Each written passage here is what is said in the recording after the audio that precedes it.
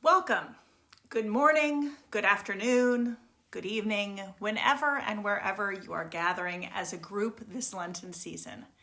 We are glad you are joining us in this journey through kindness. And thank you to those of you who are hosting and facilitating. I hope these next weeks are fruitful and faith-filled ones as we grow closer to God and to one another.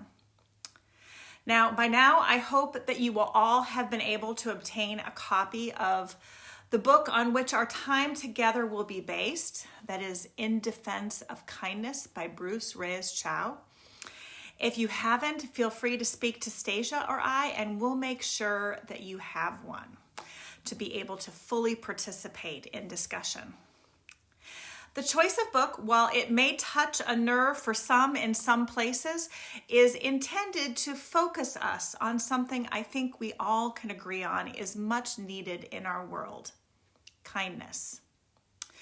And not a kindness that sets aside anything that might cause an upset in an attempt to be kind of a surface level nice, but kindness that finds a way to be willing to engage in conversations that matter and caring in the midst of disagreement and difference. Also, we're all emerging out of a pandemic-induced isolation. So what a better time to relearn, reconsider, and retrain our neural pathways to choose kindness first. Now, you may be thinking, kindness, that's great and all, but in Lent, aren't we supposed to do something, biblical? If we revisit the author Bruce Reyes-Chow's definition, to be kind is to accept that each person is a created and complex human being and to treat them as if you believe this to be true.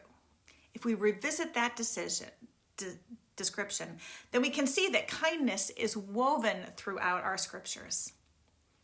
Now, one of my favorite examples, and the one which will inform my preaching this week, comes from the book of Ruth. Do you remember the story? It centers around women who become widows at the beginning of the book. Naomi decides to return to her homeland and seek the care of those there. And her daughter-in-law Ruth makes the surprising choice to accompany her. When they arrive, Ruth works in the fields gleaning to care for her mother-in-law. And eventually, the owner of one of the fields and a kinsman, Boaz, will marry Ruth and bring Naomi under his protection and care. There are, of course, layers upon layers in this story, but at the heart of it is this Hebrew word, hesed, which is often translated loving kindness. Throughout the Old Testament, it is most often used to speak about God's grace and mercy and love towards God's people.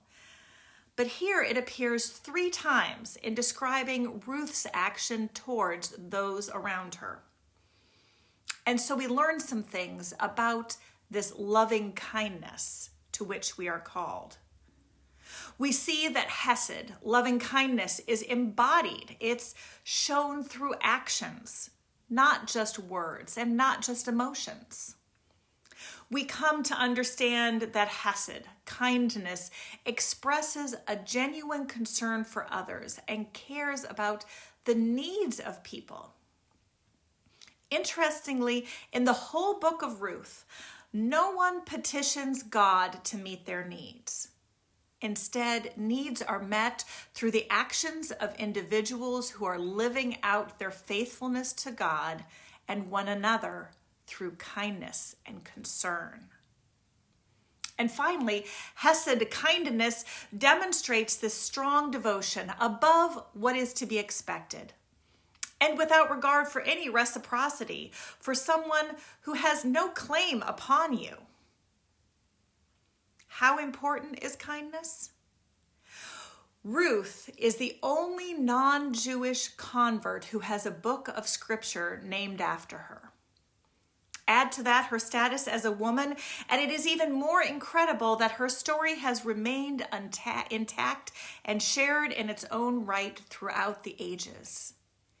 It is though the Spirit-guided shapers of our scripture wanted to point and say that right there, hesed, loving kindness, is the most important thing. Well, I better leave a bit for the sermon this week. And there are many more instances of kindness in our scriptural witness for you to explore. So I'll see you next time.